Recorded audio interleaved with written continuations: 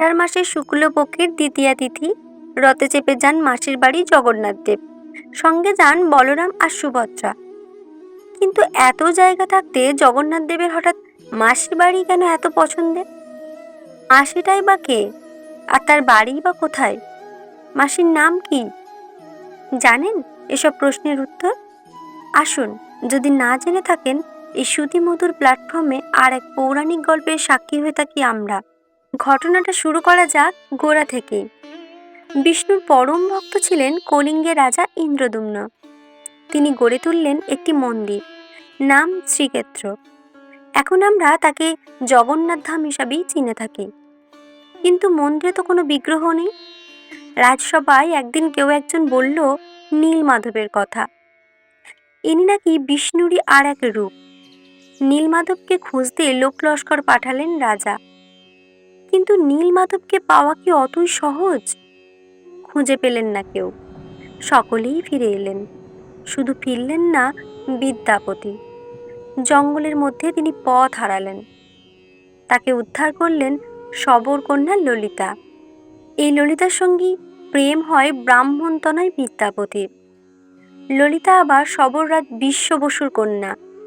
ললিতার সঙ্গে বিয়ে হলো বিদ্যাপতির। তারা ওই জঙ্গলেই সুখে বাস করতে লাগলেন।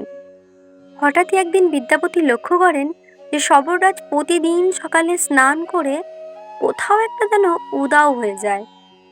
তার মনে কৌতূহল হলো। তিনি জানতে চাইলেন যে কোথায় উধাও হয়ে যায় শবররাজ। ললিতাকে জিজ্ঞাসা করে তিনি জানতে পারলেন জঙ্গলে গোপনে রয়েছে নীলমাধবের মূর্তি। সেখানেই যান বিশ্ব বসু। নীলমাধবের সন্ধান পেয়ে তো দারুণ খুশি হয়ে গেলেন বিদ্যাপতি। শ্বশুরের কাছে গিয়ে নীলমাধবকে দর্শনের জন্য আবদার জানালেন। কিন্তু কিছুতেই রাজি হলেন না শবররাজ। অবশেষে যদিও রাজি হলেন জামাইয়ের চোখ বেঁধে নিয়ে যেতে। এদিকে ছেড়ে দেবারও পাত্র নন বিদ্যাপতি। তাকে যে পথে চোখ বেঁধে নিয়ে যাওয়া হয়েছিল তিনি হাতের মধ্যে সর্ষে রেখেছিলেন এবং সেই পথেই ছড়াতে ছড়াতে গেলেন। নীলমাধবকে দেখে নিজেকে আর স্থির রাখতে পারলেন না বিদ্যাপতি। ভক্তি ভরে পুজো দিলেন নীলমাধবের। আর তখনই আকাশ থেকে দৈববাণী হলো, এতদিন আমি দিন দুঃখীর পুজো নিয়েছি, এবার আমি মহা উপাচারে রাজা ইন্দ্রদ্যুম্নের পুজো নিতে চাই। এরপরে আবারও দৈববাণী হলো, সমুদ্রের জলে ভেসে আসবে যে কাষ্ঠখণ্ড, সেখান থেকেই তৈরি হবে বিগ্রহ। সমুদ্রের জলে কাঠ পাওয়া গেল, কিন্তু হাজার হাজার হাতি, ঘোড়া, সেপাই শাস্ত্রী, লোক লস্কর, তা দিয়েও সমুদ্র থেকে তোলা গেল না সেই কাষ্ঠখণ্ড। শেষে কাঠের একদিকে ধরলেন শবররাজ, আর একদিকে ব্রাহ্মণপুত্র বিদ্যাপতি ধরলেন।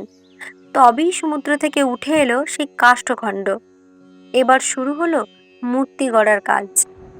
বিভিন্ন জায়গা থেকে শিল্পীরা এলেন, কিন্তু কাষ্ঠখণ্ড এমনই শক্ত যে কেউ তাতে মূর্তি গড়া তো দূরের কথা, সেখানে এক ফোঁটা ছেনি হাতুড়িও ফোটাতে পারলেন না।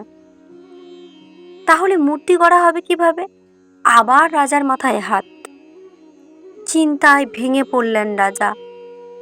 ইন্দ্রদ্যুম্নের এই অসহায়তা দেখে দুঃখে কাতর হলেন ভগবান। শিল্পীর রূপ ধরে স্বয়ং নেমে এলেন জগন্নাথ। রাজপ্রাসাদে দাঁড়িয়ে তিনি বললেন তিনি মূর্তি গড়ে দেবেন, তবে তার কিন্তু একটা শর্ত আছে, সেটা মানতে হবে। 21 দিনের আগে কেউ যেন তার কাজ না দেখে। তাতে রাজি হলেন ইন্দ্রদ্যুম্ন। দরজা বন্ধ করে শুরু হলো কাজ।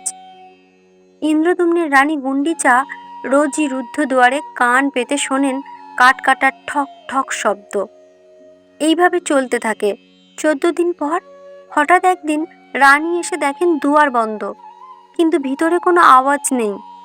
অনেকক্ষণ অপেক্ষা করেও কোনো শব্দ পাওয়া গেল না। বাধ্য হয়েই রানী দরজা খুলে দিলেন। সেখানে দেখা গেল বৃদ্ধ কারিগর উধাও। পড়ে আছে 3টি অসমাপ্ত মূর্তি। তাদের হাত নেই, পা নেই।